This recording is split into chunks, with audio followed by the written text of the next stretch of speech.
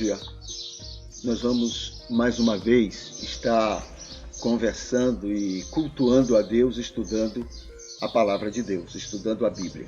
E é claro que a gente vai ter sempre muito o que conquistar, o que muito descobrir, não por causa da dificuldade da revelação, mas por causa da limitação, né, que nós temos para compreender algo tão profundo, tão grande, muito maior do que a gente pode imaginar, muito maior do que a gente já tem imaginado que seja essa revelação de Deus. Porém, é grande, mas é muito simples, porque ela se resume a uma coisa só. Ela se resume a um aspecto só e, conhecendo bem esse aspecto, a gente tem uma visão muito exageradamente clara sobre ela.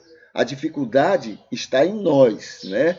Porque, por exemplo, o que é que resume toda a revelação? O amor de Deus. Amor. O amor completo, o amor perfeito dele para com cada pessoa, tá? Para comigo, para com você, para com todo mundo. Essa é a grande revelação de Deus. Porém, por que é complicado? Porque somos limitados. O amor que a gente tem, ele é muito pequeno, ele é muito cheio de defeitos. E a tendência da gente é usar esse nosso modelo para tentar compreender o amor de Deus. Entende? Então é por causa disso que a complicação acontece. E a gente então gasta-se, não é? Se envolve em tempo para estarmos sempre conversando sobre ele. É claro que cada vez que a gente vai se alimentando disso, não é? Dessa verdade, é claro que a gente vai desfrutando melhor dela.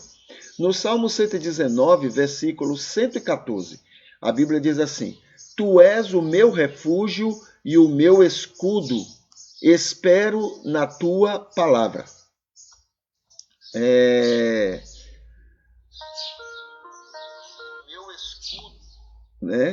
Espero na tua palavra.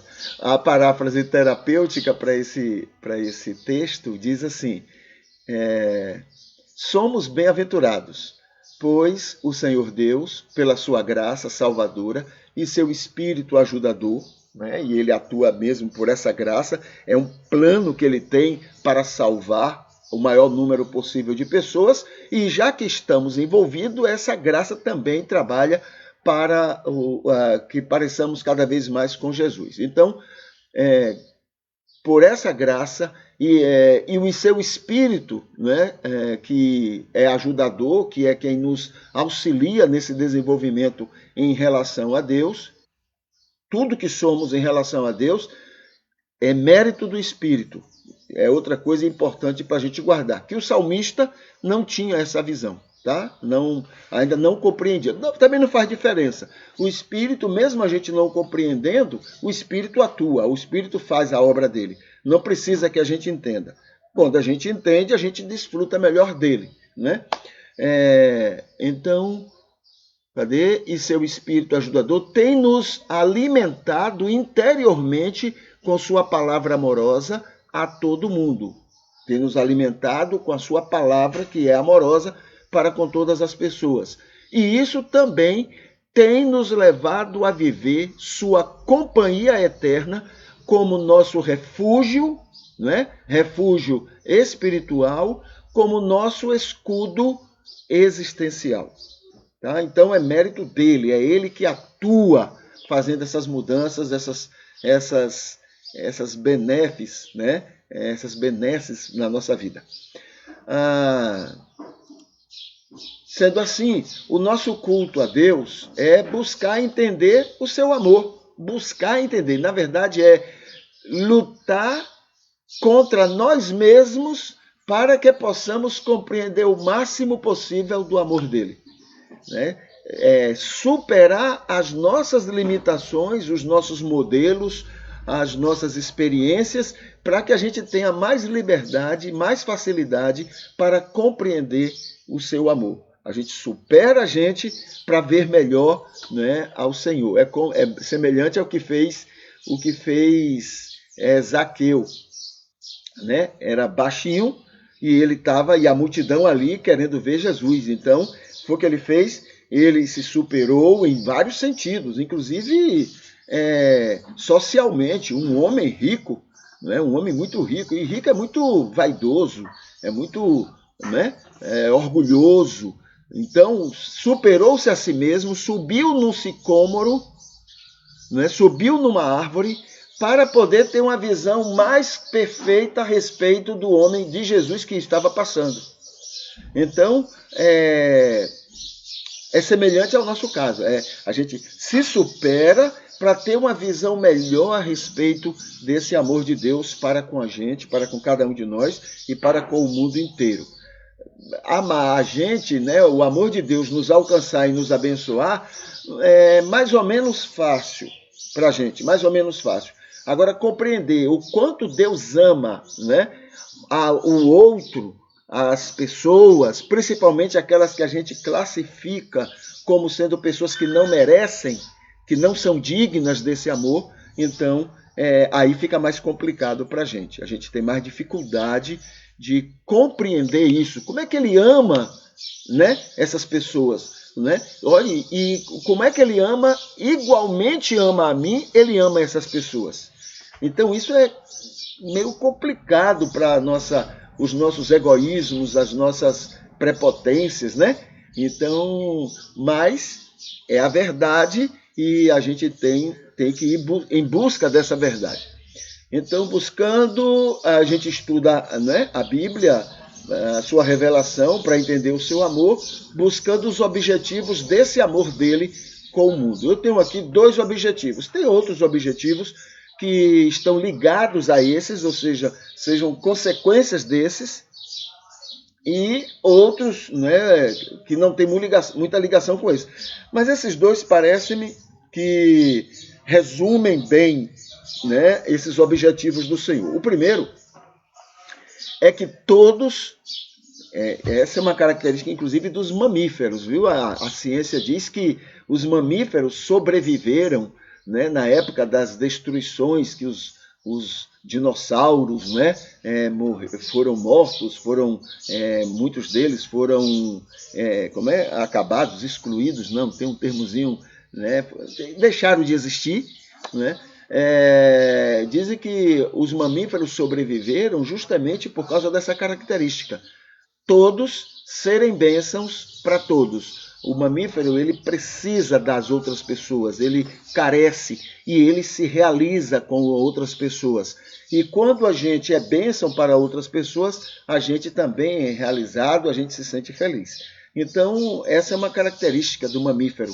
E esse é o grande objetivo de Deus, que todos sejam abençoados com todos, né? Todo mundo sendo responsável pela felicidade e realização um do outro. E o segundo objetivo, todos serem abençoados assim. Todos serem abençoados porque são bênçãos. Todos serem abençoados porque são instrumentos de Deus para abençoar outras pessoas, tá? A gente se sente muito feliz, muito alegre quando a gente faz alguma coisa para alguém. Principalmente quando a gente faz para aquelas pessoas que, na nossa visão, fez alguma coisa contra nós. Né? A vontade da gente é fazer uma coisa ruim, é fazer uma coisa prejudicial a ela. Essa é a vontade, né, humana, carnal, né? Essa é a vontade. Mas no fundo, quando você faz alguma coisa de bem para outra pessoa, você se sente realizado, feliz. E é interessante que quando alguém faz alguma coisa ruim para outra, não precisa fazer nada para castigá-lo, porque isso já é um castigo para ele, né? Ele só faz mal a alguém quem já está vivendo mal. Quem está vivendo bem não consegue nem imaginar alguma coisa ruim fazer a alguém. Então, você só vai fazer alguma coisa ruim contra alguém quando você não está bem. Né? Você então não precisa vir de lá uma ação, uma reação negativa. Eu vou fazer alguma coisa contra fulano porque fez isso e isso contra mim. Não precisa. Porque se ele fez alguma coisa, se ele fez alguma coisa contra você, ele já fez porque ele já não está bem. Ele já não está bem. Porque quando ele está bem, ele nem importa. Ele não, você pode fazer o que for com ele nem liga, ele não dá importância, porque aquilo é muito pequeno em relação ao que ele está vivendo. Mas quando você vê uma pessoa se ofendendo com tudo ofende, tudo é ruim para ele, tudo é adversário, tudo né? É porque a pessoa não está bem. Então precisa fazer mais alguma coisa ruim contra essa pessoa? Não precisa, ela já está se amargando, né, no próprio veneno, na própria situação dela. Né? O que você pode fazer é amar, perdoar e acolher, demonstrar interesse em ajudar essa pessoa. Porque isso, inclusive, vai fazer bem a você. Tá bom? Então, esses dois objetivos é o que Deus tem para todos nós. Né? Sermos bênçãos uns para os outros e sermos abençoados por querermos ser bênçãos para outras pessoas. Tá bom? Esses dois objetivos. Vamos aqui falar um pouquinho sobre culto a Deus. E o culto a Deus aqui, hoje a gente vai falar sobre a questão da vizinhança. Bom dia, irmã Ivete. Muito bom dia, irmã Arideia. Bom dia, Valdenice Lisboa. Só gente boa, né? Muito bem, prazer, alegria em estar cultuando com vocês. Deixa-me ver aqui, deixa eu colocar aqui nos comentários este outro momento do culto, que é sobre o culto a Deus. Eu volto a lembrar que o verdadeiro culto a Deus não é o elogiar Deus, não. Deus não precisa de elogios. Né? Deus, isso não agrada o coração, a gente gosta de elogios, Deus não precisa, não é isso que agrada o coração de Deus, né? Ele já está tão acima disso que isso não muda nada. Sabe aquela coisa que você sabe daquelas pessoas que bajulam o tempo todo você, né? Tá ali mostrando carinho, respeito, o que seja, mas por trás está ali agindo contra você, agindo contra seus interesses, agindo contra as suas vontades. Já viu essa coisa? Pois bem, Deus olha para a gente assim, não é que ele veja maldade na gente, não, é que ele tem pena da gente. A gente faz isso porque a gente é humano, é limitado mesmo. Nós somos... a gente fala uma coisa e vive outra o tempo todo. Né? É aquela coisa que entra no ouvido e sai no outro. Esse blá blá blá nosso, né? Essa coisa dominical, eu fui lá cantar, eu fui lá orar, né? Isso não diz nada, não muda nada. Né? Mas sabe qual é o grande culto a Deus? Pelo menos o exemplo que a gente vai citar hoje é você ser bênção na sua vizinhança. É você ser bênção para os seus vizinhos. Não é ir lá tomar café toda hora, não, que ninguém aguenta isso. Não é ficar criando situações para tal tempo. Não é isso, não. Né? Aqui tem assim, olha, ser uma porta aberta já é muito bom. Ser uma porta aberta, o que é isso? Na hora que eles precisarem, eles sabem que podem bater na sua porta. Na hora que, entendeu? Não fica aquele receio, não vou lá não, que aquilo lá é ignorante, aquilo lá... Não, eles sabem que na hora que eles precisarem, o que precisarem, eles podem bater na sua porta e eles serão bem recebidos, serão queridos, serão acolhidos. Isso já é muito bom. Este é um poderoso culto a Deus. É você ser bênção para a sua vizinhança. Né? Deus saber que ele pode contar com você para na hora que o seu vizinho, qualquer que seja ele, precisar de você, você está ali colado junto com ele. Né? O outro aspecto, ser o parente mais próximo é muito melhor. Olha, ser porta aberta já é muito bom. Ser o parente mais próximo já é muito melhor. O que é o parente mais próximo? É você se comportar em relação ao vizinho, estar do lado dele, apoiando, fazendo o que for, não é? Como se fosse um parente dele. Ele saber que o parente mais próximo, porque você E aquele irmão dele, ou aquele tio, tia, pai, mãe, que mora em tal lugar, né? Você e eles são capazes de fazer por ele as mesmas coisas, as mesmas dedicações, os mesmos interesses, as mesmas ações, né? Este é um culto a Deus. Isto é culto a Deus. Culto verdadeiro. Deus sabe que você é um anjo ali na sua vizinhança, na vida dessas pessoas. Seu amigo disponível é melhor ainda. O amigo disponível vai além do parente mais próximo, né? Seu amigo, aí vai de cada um. Tem gente que é mais reservada, tem gente que é mais expansiva, tem gente que, né, tem mais facilidade de criar ambiente. Então, a depender desses limites de cada um, não é você ser diferente de você, é você ser você, do seu jeito, você ser aquela pessoa, aquele anjo que mora ali perto daquela pessoa. Do seu jeito, com seus limites, com seus defeitos e com suas virtudes, né? Então, este é o verdadeiro culto a Deus, tá? Aquele blá blá blá nosso, aquela conversa fiada, aquela, né? Jesus, eu te amo. Aliás, quanto mais se fala isso, menos vive isso, né? Você se sente até mais envergonhado de ficar se expondo desse jeito. Quando você vê aquelas pessoas, né, fazendo questão de mostrar aquela religiosidade, aquela coisa, né, poderosa, aquela pessoa que parece que nasceu no céu e desceu para viver na terra, né? É uma necessidade que a pessoa tem, é uma carência que a pessoa tem, né, de fazer esse tipo de papel.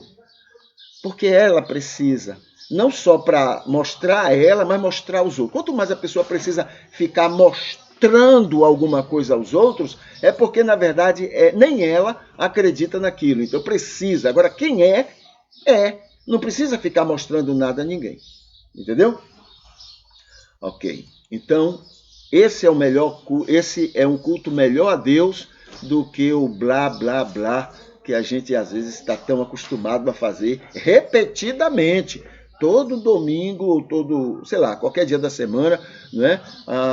Repetidamente a gente está ali falando a mesma. Os generais de Hitler faziam a mesma coisa, tá? Texto bíblico. Vamos aqui para João, capítulo 4, é onde nós estamos conversando recentemente, tá? Capítulo 4 de João. Jesus encontra com a mulher samaritana. Deixe-me colocar aqui nos comentários para facilitar as pessoas a encontrarem este momento no nosso culto. Então está aqui, capítulo 4, Jesus e a mulher samaritana, Jesus tentando explicar para aquela mulher, né, a respeito de quem ele era, o que ele era capaz de fazer na vida de uma pessoa, e a mulher com dificuldades para entender, igual a nós, né, dificuldade para entender, né, porque já está tão arraigada, tão envolvida naquilo que já falaram o tempo todo no coração dela, e agora ela está com dificuldade de entender a realidade, a verdade, né? Mas essa é uma obra do Espírito, então a gente não tem essa vontade de Jesus para explicar e deixar claro para ela, tem a questão humana, a gente realmente quer que o outro entenda, mas não tem que ser uma obrigação nossa de querer que ela se convença, não é o nosso papel. Nosso papel é falar e confiar que o Espírito de Deus sabe fazer a obra dele, tá? Então no versículo 31... Não é? Quando depois que a mulher já foi para a cidade, os discípulos chegaram, encontraram ele conversando com a mulher, ficaram surpreendidos, né? Diz o texto então que a mulher então foi para a cidade e falou lá na cidade, né? Olha, eu encontrei um homem que tem informado uma série de coisas sobre mim. Seria muito bom que vocês fossem ouvi-lo, né? Parece que esse é o Messias. Aí o versículo 31 diz assim: entre mentes, os seus discípulos lhe rogavam dizendo, Rabi, come. Né? Estavam insistindo para Jesus se alimentar, Jesus comer, aquela comida que eles foram buscar na cidade. Ele, porém, respondeu, uma comida tenho para comer que vós não conheceis. A comida que eu tenho que estar comendo, não é? é algo que vocês ainda não compreendem bem. Não é que eles não já se alimentavam dessa comida, não. É que eles não compreendiam, né? Não compreendiam. Na verdade, nós somos alimentados, né, permanentemente pelo Espírito de Deus. Né? O Espírito trabalha o nosso coração, arruma para que a gente possa ter uma vivência mais, né, adequada. Tudo isso é o alimento que o Espírito vai produzindo na vida da gente.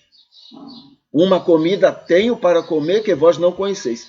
Isso não quer dizer que Jesus não se alimentava, né? Jesus se alimentava só da palavra, né? Sim, mas Jesus era um homem como qualquer outro homem, né? Isso, uma maneira teológica de afirmar isso é dizendo o seguinte: Jesus era 100% homem, 100%, né? E 100% Deus. Tá? 100% homem e 100% Deus. Ele não era mais homem do que Deus, nem era mais Deus do que homem. Né? Jesus viveu essas duas naturezas, né, de maneira harmônica, de maneira adequada. Né? Porque quando ele fala como homem, ele fala como alguém que conhece bem o que seja ser homem. E quando ele fala como Deus, ele conhece bem o que é ser Deus. Então a gente pode descansar tranquilo. Aquele argumento, não, ele falou isso porque ele era Deus. Né? Ele orientou isso porque ele era Deus. Ande a 2ª milha, quando lhe obrigarem a andar uma. Não, ele falou isso porque ele era Deus. Não, ele era homem. Completamente, perfeitamente homem. Né? Então ele tinha essa autoridade. Ele não falou algo que era impossível a nós, tá? O máximo do impossível que pode acontecer, não é que, digamos assim, como seres humanos a gente poderia ser aquilo, mas por causa do pecado a gente não consegue ser aquilo. Então o Espírito de Deus nos ajuda a sermos aquilo que agrada a Deus. Entendeu? Então nós podemos ser, né? Podemos ser como Jesus? Sim, podemos ser como Jesus. Agora, por causa do pecado, a gente não consegue. A gente não consegue. O Espírito de Deus é quem nos auxilia. É esse que é o processo da santificação. É quando ele está trabalhando a nossa vida, o nosso coração, nossa alma, nossa natureza, para que a gente possa sair da nossa situação de baixo, né, de um nível baixo de imagem e semelhança de Deus, e possamos ir aperfeiçoando, crescendo, desenvolvendo e cada vez parecermos mais com Jesus. Tá bom? Vivermos e parecermos, né, com Jesus Cristo. Tá bom? Então, essa é a ação do Espírito. É uma obra do Espírito. Não é da pregação de pastor, não é da vivência de igreja, não é de esforço pessoal, nada disso. É uma obra só do Espírito. Não são regras dentro de uma igreja que faz uma pessoa aparecer com Jesus. Não são regras, não são proibições, não são medos, né? Se você fizer isso, Deus vai fazer isso contra você. Se você fizer isso, você vai ser expulso da igreja. Não, nada disso faz alguém parecer com Jesus, tá? Pode fazer uma maquiagem, mas parecer com Jesus não, tá bom? Só o Espírito de Deus é capaz de fazer isso na vida de uma pessoa. Esses milagres, só o Espírito. O pastor, a igreja pode estar bem intencionada nessas regras, nessas proibições, mas nada disso é quem faz essa operação. Aliás, até atrapalha.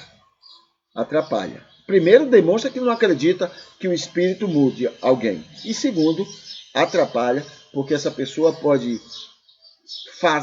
começar a praticar o que ensinaram a ela pensar que já é salva e não ser salva, e porque pensar que já é salva, não procurar encontrar esta salvação. Ela vai ficar perdida, tá? Por culpa dessa falta de confiança que podemos ter em relação à ação do Espírito na vida de uma pessoa. Vamos aqui para a Igreja de Jerusalém. A Igreja de Jerusalém nos dá grandes exemplos, né, do que seja um cristianismo trigo, né? O cristianismo real, verdadeiro neste mundo, apesar da gente, né? A gente tem lembrado sempre que essa mesma igreja de Jerusalém aqui já não é aquela lá de que Tiago, na Bíblia, menciona, né? Aqueles problemas, aqueles defeitos lá, já tem mais a ver com a presença de joio do que a presença de trigo. Porém, essa igreja aqui, que igreja é essa? Essa aqui é a igreja logo depois da morte de Jesus, né? Até mais ou menos todo o ano 30, de 31, de 30 que Jesus morreu, até, vamos classificar assim, até o ano 40. Tá? Até ali, então nós temos uma igreja que está sendo esse grande exemplo de cristianismo. A gente vai ver aqui algumas coisas dela. Do ano 41 em diante, aí agora você vai ter, né, e o livro de Tiago foi escrito mais ou menos em 47. Então, do ano 40, 41, você vai ter agora uma igreja já mais misturada, né, com a presença de mais joio. Aí é quem leva, quem está levando Tiago a escrever aquela carta, né, que a gente conhece na Bíblia. Então são igrejas bem diferentes, né, convivências bem diferentes. Na época de Tiago, na época da carta de Tiago, haviam salvos ali? Sim, haviam muitos salvos. Porém, a influência do joio era maior. Aliás, o joio tem uma facilidade grande de influenciar mais. Entendeu? Porque o trigo é aquela coisa mais pacífica, mais tranquila. Sabe aquela coisa de que você dá uma boiada para poder viver em paz, né? Você paga qualquer preço para ter paz. Porque a ovelha, ela gosta de paz, de tranquilidade. Ela não gosta de confusão, né? O joio não. Quanto mais confusão tiver, melhor. Ele se sente mais, né, aguerrido, mais disposto. Ele se envolve mais, ele participa mais. Mas quando está tudo em paz, ele fica perdido, porque não é um ambiente propício para ele, né? Aquela coisa, aquele marasmo, né? Aquela coisa tranquila não faz bem para o joio, não faz bem para o bode. O bode gosta da agitação, do problema, ali deixa ele mais crente do que todo mundo, deixa ele mais envolvido, mais comprometido do que todo mundo. É natural, tá? Funciona assim. É joio, é bode, né?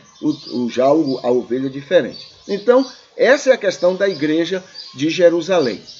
Então, vamos ver aqui alguns aspectos. Já falamos do versículo, do todo, né? Do versículo 42 ao 47, na semana passada, na terça-feira passada.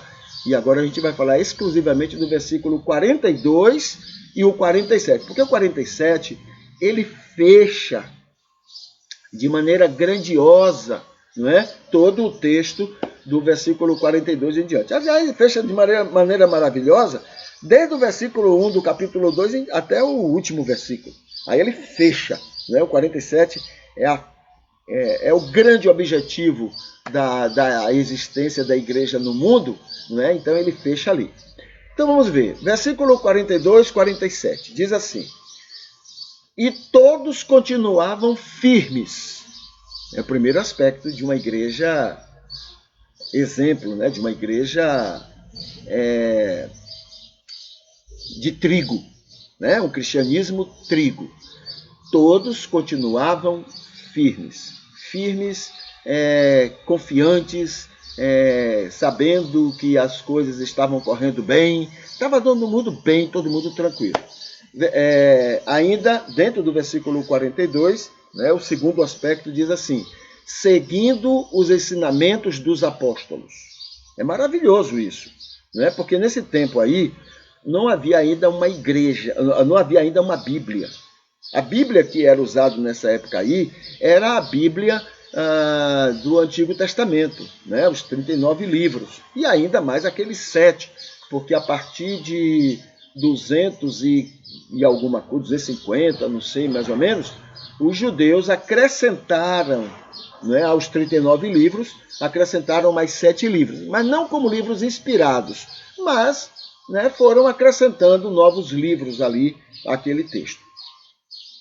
Então, chega agora na igreja primitiva, né, na igreja de Jerusalém, ali entre os anos 30, que foi a morte de Jesus, até o ano 40. Então, eles agora, o que é que eles vão fazer? Tudo bem, eles usavam ainda o Antigo Testamento, eles usavam ainda a Torá, mas agora era o ensino dos apóstolos.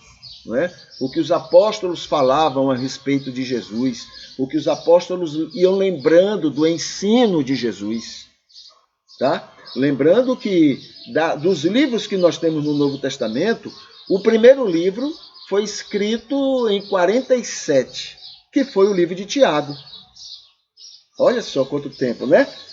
Da morte de Jesus. Então foram 17 anos depois da morte de Jesus. Então foi escrito o livro de Tiago. Depois o livro de Gálatas, tudo indica. O livro de Gálatas, escrita por Paulo. Depois foram as cartas de Paulo aos Tessalonicenses, né? Depois foi o livro de Marcos. Então, veja que é 17 anos depois que tudo isso começa a acontecer. Até lá, o ensino dos apóstolos é que vai dirigindo, guiando, né, a igreja sobre a melhor interpretação, o melhor entendimento do Antigo Testamento, que era propriamente dita a Bíblia da época. Né, seguindo os ensinamentos dos apóstolos. Isso aí dá uma ideia de unanimidade, né, de confiança. A igreja confiava naquilo que os apóstolos estavam ensinando. Até porque não era um só apóstolo, eram vários apóstolos que estavam ali em Jerusalém. Então um ia confirmando o outro naquilo que sabiam, que tinham vivido com o próprio Jesus Cristo. Aí o terceiro item diz assim, vivendo em amor cristão, né? Havia uma demonstração de envolvimento, de preocupação, de interesse uns com os outros. E havia cada um, e vamos ver no desenrolar do texto, né, desse capítulo 2, a gente vai ver que isso, olha, quando você fala no bolso, dinheiro, então você está falando de emoções e sentimentos muito profundos, porque é a única coisa que faz para mexer o dinheiro de uma pessoa. Né? Esse capitalismo que a gente vive, esse sistema de mamon, ensina assim, você só vai mexer no bolso em último caso. Né? Foi o que aconteceu com Zaqueu. Zaqueu, quando fez aquela declaração, olha, eu vou pegar meu dinheiro, metade eu vou dar aos pobres, ali estava dizendo que ele já estava nas últimas declarações de importância da vida dele. Ele chegou à coisa mais importante, não é? Esse mundo de mamon, esse sistema de mamon ensina assim. O dinheiro é o mais importante de tudo, é quem leva, né? O amor à riqueza é a causa de todos os males, é o que diz a Bíblia também. Então, seguindo os ensinamentos dos apóstolos, vivendo em amor cristão. Essa era uma marca do envolvimento deles. Haviam dificuldades? Sim, né? Ninguém é perfeito. Então havia algumas dificuldades no momento, dentro de uma família, né, entre os irmãos não há essas rusguinhas, essas coisinhas, naturalmente acontecia lá também. Isso é do ser humano, não tem como fugir disso. Né? Mas a marca geral era um amor entre todos, né? Mesmo com todas as deficiências humanas. Partindo o pão juntos e fazendo orações. Isso aqui é no momento do culto. O culto deles era marcado pelos momentos de oração, uns orando pelos outros, cuidando uns dos outros, se preocupando uns com os outros, se apresentando ao Senhor, adorando, cultuando, etc. Mas também o partir do pão juntos. O partir do pão tem a ideia de não somente, veja só, não somente da ceia, né? A ideia da distribuição do pão na celebração da ceia, mas também o que outros versículos vão lembrar da preocupação deles de que todos estivessem se alimentando adequadamente, comendo adequadamente em suas famílias, em suas casas, no dia a dia. Havia uma preocupação com isso. Louvando a Deus por tudo, agradecendo a Deus por tudo, né? Tudo, todas as dificuldades, todas as vitórias, tudo aquilo que eles viviam, né? E isso coincide com o ensino bíblico de em tudo dai graças. Porque sabendo que Deus faz com que todas as coisas contribuam para o bem daqueles que amam a Deus. Tá? Então, louvavam a Deus por tudo. E eram estimados por todos. Isso é de um significado excepcional. aqui está o grande resultado, né? E aí entra o versículo 47. Eram estimados por todos, é a grande marca do verdadeiro cristianismo. Verdadeiro cristianismo, né? O verdadeiro cristianismo, ele estimula as pessoas a amar aquelas pessoas, porque, veja só, são cidadãos espetaculares. Olha, se forem obrigados a andar 1 milha, eles andam 2. Se baterem na face deles, eles dariam a 2ª face. São cidadãos, honram ao rei, respeitam as autoridades, enfim, não tem motivo nenhum. O verdadeiro cristão, presta bem atenção nisso, o verdadeiro cristão, ele estimula que todos gostem dele, porque ele não vai dar motivo para ser desgostado. O verdadeiro cristão. O trigo. Agora, toda perseguição que ocorre com a igreja, com o cristianismo, é por causa do joio. O joio é o contrário disso. O joio é rebelde, é desobediente, não é bom cidadão, ele é egoísta, ele é malvado, ele é perverso, ele é perseguidor, ele gosta de violência. O joio, dentro do cristianismo, é assim. Toda perseguição que o cristianismo sofreu na história não foi porque eram seguidores de Jesus, não. É porque não eram seguidores de Jesus. Aí entrava o trigo e o joio para perseguição, sofriam juntos, né? Mas era por causa do joio. O joio é que é irritante, é que é rebelde, é que é prejudicial, é que, enfim, é o diabo dentro da igreja. Entendeu? O joio é isso. Não é o cristianismo, é o joio dentro do cristianismo que faz isso. Então, toda essa visão que o povo já tem negativa sobre o cristianismo, sobre a fé, sobre a religião, é por causa do joio. Ele é um porco, ele é um perverso, ele é um maligno é um câncer dentro do cristianismo. Agora, como o trigo é pacífico, não gosta de confusão, então o trigo se ajusta, né? Silencia, aceita, quer viver em paz com essas pessoas também. E aí o mundo lá fora diz, não, é tudo igual, é tudo uma coisa só. São todos perversos, são todos maus, são todos linguarudos, são todos julgadores, todos condenam, são intolerantes, né? Enfim, a ideia que todo mundo tem é que o cristianismo é isso, primeiro, por causa da maldade do joio, e segundo, por causa da passividade do trigo. Tá bom? Então é preciso a gente falar mais isso para as pessoas. O cristianismo não é isso que está aí. Tá? Porque isso está aí é apresentado pelo joio que faz parte do cristianismo. Mas a Bíblia diz aqui o seguinte, olha só, versículo 47, né? Eram estimados por todos da sociedade, todos na cidade. E cada dia o Senhor juntava ao grupo as pessoas que iam sendo salvas. Olha só, isso é cristianismo. Este é o cristianismo trigo, não é? É o cristianismo que é luz e sal, é bênção para a comunidade onde está plantado, onde está testemunhando, vivendo esse cristianismo abençoador. Tá? Vamos aqui para a declaração doutrinária, um aspecto importante que nós vamos ventilar hoje sobre Deus. Já falamos outros aspectos, né, sobre o Deus único, já falamos outros aspectos. Deixa eu colocar aqui nos comentários.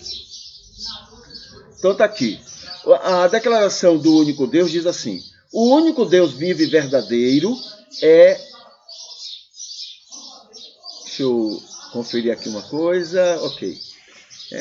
Inclusive já não teria tanto tempo para a gente conversar, mas rapidinho eu vou falar sobre isso. O único Deus vivo e verdadeiro é espírito pessoal, eterno, infinito e imutável. É onipotente, onisciente e onipresente. É perfeito em santidade, justiça, verdade e amor. A gente já falou que realmente só existe um Deus, mesmo com tantas religiões falando de maneira diferente sobre Deus, já conversamos sobre isso. Segundo, é espírito pessoal e eterno, não é? Ou seja, ele é infinito, por isso que é eterno, é imutável, ele não muda, nunca mudará, é o mesmo desde a época de Adão. Ele é onipotente, onisciente, onipresente, já conversamos sobre isso. Ele é perfeito. Ele é perfeito incompreensivelmente em amor. Incompreensível por causa da gente. Eu falei no começo do nosso culto, a gente lembrou que a dificuldade não está nele, porque ele é tudo simples, não é? É só amor. Amor é amor. Então, o cara que ama, a pessoa que ama, ela faz coisas absurdas. Claro que quem odeia faz coisas muito piores. Quem odeia faz coisas que quem ama jamais fará. O ódio, ele leva pessoas a comportamentos insuperáveis, coisas absurdas. O ódio faz a gente chamar diabo de Senhor Deus. O ódio faz isso, entendeu? Olha que é uma coisa absurda, né? Pois bem, a gente faz isso. O ódio é uma coisa tremenda, porque o amor, ele coloca você em você. O ódio não, ele tira você de você. Aí você fica fora de si e você faz coisas absurdas. O ódio faz isso. Então, quando você está em você, você é comedido, você é sábio, você é inteligente, você... Há uma série de coisas. Mas quando você está fora de si, você vira o Satanás. E aí, pronto, você vai fazer o que o ódio mandar, né? Mas esquecendo um pouco o ódio, o amor é simples. Então, você já viu gente fazer coisas absurdas, mas aí você diz assim, não, mas é porque ele ama aquela pessoa, ele ama, né, aquele indivíduo. O amor justifica Está lá em 1 Coríntios 13. Coisas que você normalmente diria, não é possível. É sim, porque ele ama. Quando você ama, aquilo é possível, né? Então é simples o amor. Porém, nós é que somos complicados, porque o amor que a gente pratica é um amor falho, é um amor pequeno, um amor cheio de limites, é um amor cheio de egoísmos, não é? Então a gente fica analisando o amor enorme de Deus pelo amor sem vergonha da gente. E aí Moisés vai acreditar que Deus mandou matar, né? Veja só, o amor de Deus mandou matar aquele monte de gente. Davi matou um bocado de gente em nome do Senhor, né? Acreditando que estava agradando a Deus. Isso é a nossa cabeça, porque a gente analisa o amor de Deus por esse amor pequeno, sem vergonha que a gente tem, né? Então, ele é perfeito incompreensivelmente em amor, e por causa disto é perfeito em justiça, santidade e verdade. Pode ser que a gente possa dizer assim, não, essas três coisas, as quatro coisas todas são iguais, a mesma força: amor, justiça, santidade e verdade. Pode ser, mas pessoalmente eu acredito que ele é essencialmente amor. É um amor, tão perfeito, tão completo, que ele chega a ser santo, justo, verdade e... Santo, verdade, justiça, essas quatro coisas. E santo, verdade, por causa do amor, né? Então são três. Santo, amor e justiça. Porque o amor é tão grande que ele chega a ser santo, justo e verdade, né? Apesar que verdade já é a própria justiça. Muito bem, isso aqui é a declaração doutrinária a respeito do Deus único. Vamos lá para o Facebook. Vamos ver o que é que tem no Facebook que pode nos servir para alguma reflexão neste momento. Deixa eu colocar aqui nos comentários. Deixa eu atualizar aqui o Facebook. Muito bem, deixa eu colocar o Facebook aqui na tela. Cadê Facebook? Está aqui. Então aí está. Vamos ver aqui o Facebook.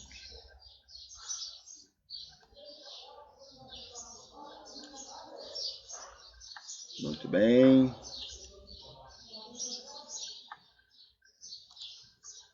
Bom, aqui está o culto de hoje, né? Cadê o culto? Aqui está o culto de hoje.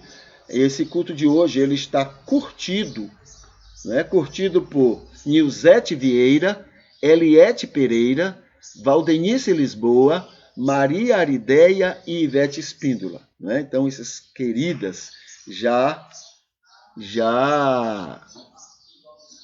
curtiram, né, o culto de hoje. Vamos ver aqui, na sequência, tem o dia de hoje.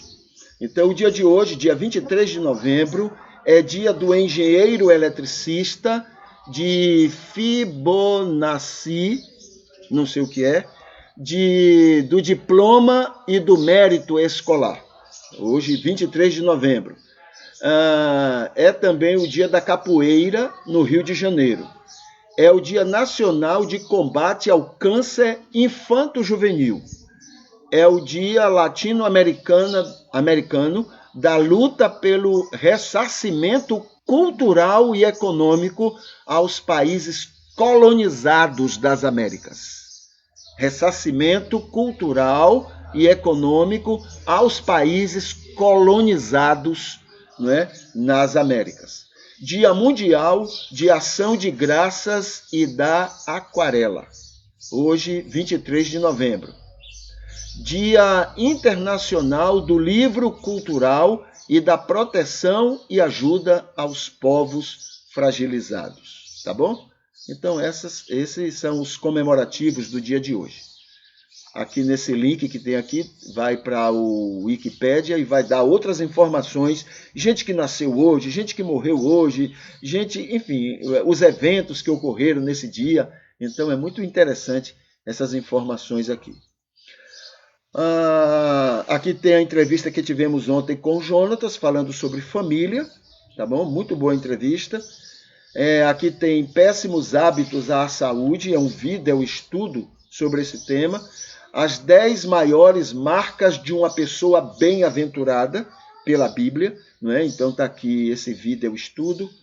As 10 duplas de mulheres mais lembradas na Bíblia, também é um vídeo estudo. Os 10 personagens bíblicos mais lembrados, aqui também é um estudo. Aqui um banner convidando para os cultos matutinos, né? E os temas que tratamos cada dia. Aqui tem um banner falando sobre doutrinas fundamentais no cristianismo, é importante lembrarmos disso. E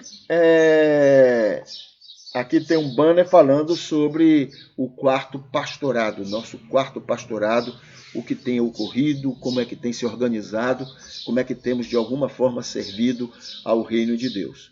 Aqui está falando sobre a plataforma de serviços, né, do Psicalme. São vários estudos e cursos que tem lá disponível para as pessoas. Aqui tem assim, ó, o universo está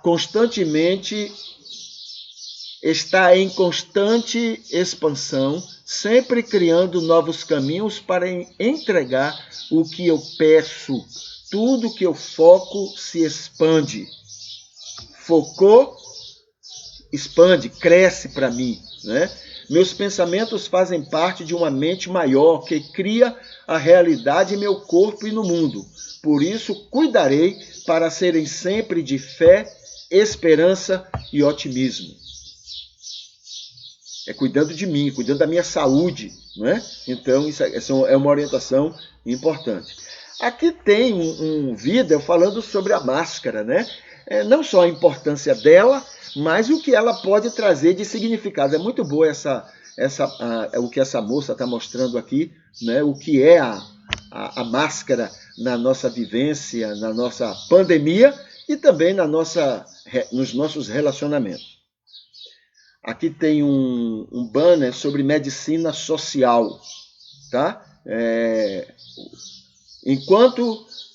Aqui tem até um comentário que diz assim: enquanto nós cristãos estamos gastando tempo defendendo coisas sem importância, tem pedras clamando, né? Pedras clamando, cuidando realmente do que interessa no reino de Deus. A gente fica discutindo e brigando por tolices, mas tem gente carente pelo mundo e que está sendo de alguma forma atendida pelas pedras. Já que a gente não faz a obra de Deus, não faz o que realmente Deus quer que a gente faça, tem gente fazendo para a glória dele, né? Então esse é o destaque nesse banner. Aqui tem um banner sobre cristãos sem igreja, que eu estou chamando de igreja bíblica de cristãos sem igreja. E aqui o culto de ontem, né, que foi curtido por... Aqui tem 5 pessoas que curtiram. Diego Souza, Kátia Lauton, Reginaldo Trajano, Maria Arideia e Ivete Espíndola. Esses queridos e queridas curtiram o culto de ontem. Tá bom? Vamos para o nosso momento de oração. Deixa eu tirar aqui o Facebook da janela. A gente vai para o nosso momento de oração. Tá? Deixa eu colocar aqui nos comentários para que as pessoas encontrem com facilidade esse momento. Deixa eu colocar aqui. Pronto. Então vamos para o poema. Diz assim: Senhor nosso Deus, te louvamos e agradecemos por nosso culto desta manhã. Te exaltamos por tua presença e direção a cada um de nós. Neste dia, te glorificamos por tua imensa paciência conosco, teu carinho, misericórdia com o nosso jeito de ser como somos, luz e sal, tão defeituosos, tão fracos e foscos. Ao mesmo tempo, pedimos que continues os milagres em nós, as mudanças que teu Espírito tem feito em nossa alma. Pedimos que continues nos dando mais paciência com os outros, as pessoas que amas e queres que amemos com nosso bem, que compreendamos nossas limitações aos outros ao redor e tenhamos a paciência que queres para conosco também. Intercedemos por muitos que se engajam em tua obra, muita gente querida que quer ser bênção na vida de muitos, daqueles que precisam delas, do seu carinho e atenção, gente fraca, pobre, carente, que faz parte do teu rebanho e com o alimento espiritual carece de bom cuidado material.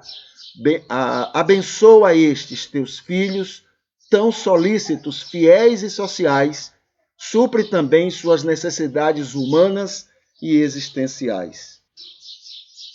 Te agradecemos pelos aniversariantes de hoje, imploramos por conforto aos enfermos teus amados, e te exaltamos por este culto e pelos que assistirem ele, pelos que se oferecem para apoios e sustento dele.